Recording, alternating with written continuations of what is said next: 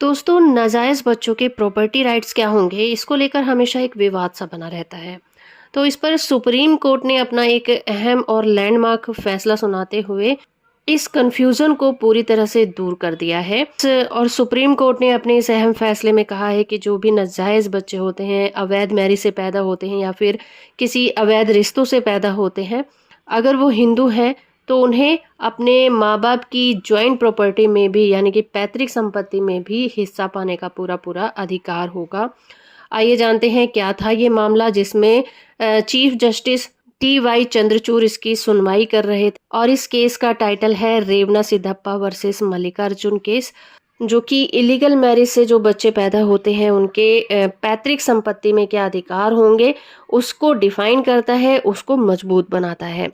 Chief justice D.Y.. Chandrachud ने इस फैसले को सुनाते हुए कहा कि ऐसे बच्चों का पुश्तैनी प्रॉपर्टी में अपने माँ बाप के हिस्से में अधिकार दिया जाएगा और ये फैसला सिर्फ हिंदू मितकशारा लॉ और हिंदू जॉइंट फैमिली पर ही लागू होगा।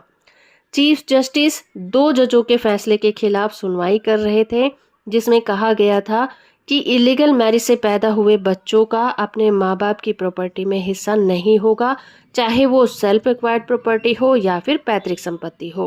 पैतृक संपत्ति में अधिकार की बात करें तो हमारा हिंदू मैरिज एक्ट 1955 इसके बारे में सेक्शन 16 क्लॉज 3 में कहता है कि ऐसे बच्चे केवल अपनी माँ बाप की प्रॉपर्टी के हकदार होंगे, पैतृक संपत्ति में उनका कोई भी हक नहीं होगा। तो इस केस में मेन मुद्दा ये था कि हिंदू मितकशारा कानून के अंदर जो कि हिंदू अनडिवाइडेड फैमिली है उसमें प्रॉपर्टी को माँ बाप की प्रॉपर्टी कब माना जाएगा। तो सुप्रीम कोर्ट ने इस बात को साफ करते हुए कहा कि इलीगल मैरिज से जो बच्चे पैदा होंगे ऐसी प्रॉपर्टी में हकदार होंगे जो उनके माँ बाप की मौत हो जाने के बाद ट्रांसफर होती हैं। हिंदू मैरिज एक्ट 1955 के सेक्शन 16 में ये प्रोविजन किया गया है कि इलीगल मैरिज से जो भी बच्चे पैदा होंगे वो पूरी तरह से लीगल होंगे, उन्हें नाजायज नहीं माना जाएगा।